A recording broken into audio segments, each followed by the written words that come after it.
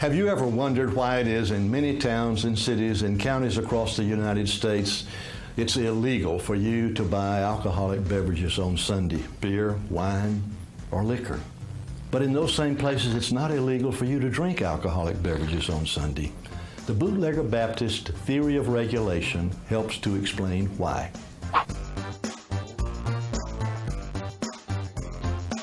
The theory of Bootleggers and Baptists is an attempt to explain features of government regulation. Not so much to explain the fact that government regulates, but that when government chooses to regulate, what kinds of characteristics do we find in the rules themselves? The name of the theory, in a sense, gives us some hints about what to expect. The theory has to do with coalitions of people who don't necessarily meet and organize, but who desire the same outcome. By closing down liquor stores on Sunday, the Baptists enjoy a diminution in the sale of alcohol at least one day a week, and so demon rum is off the streets as they see it. When those legitimate sellers are closed down, the bootlegger has a heyday.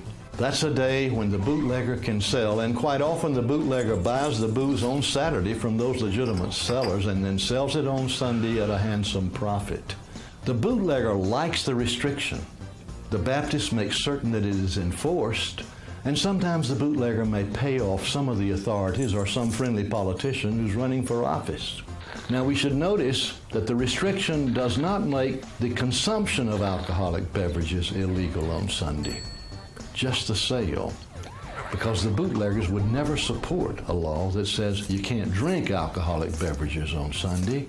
Now, we can take this theory and apply it in other settings. That is, the theory helps us to explain features of regulation that we might find anywhere, whether it has to do with alcoholic beverages, safety standards, or environmental rules and regulations. A common feature of U.S. environmental regulation is differential standards with respect to new sources of pollution and existing sources. Strict standards would have to be met by anyone building a new plant, whereas the old plant can just operate continuously the way it is. And there are two groups who favor that, and obviously the owners of old plants love it. They don't have to meet the stricter standards, but their new competitors would. That restricts entry into their industry and makes their business more profitable. And environmentalists would obviously take the high ground and say, we need stricter standards. Certainly, when someone's building a new plant, they should have to use the latest technology. It's the environmentalists and the environmental organizations that do the heavy lobbying and make certain that the laws are passed and enforced.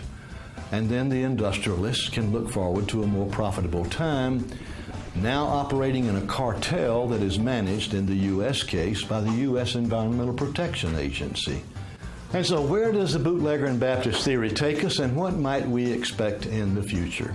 I would suggest that any time we get new regulations, and particularly in new areas, you will find the presence of bootleggers and Baptists.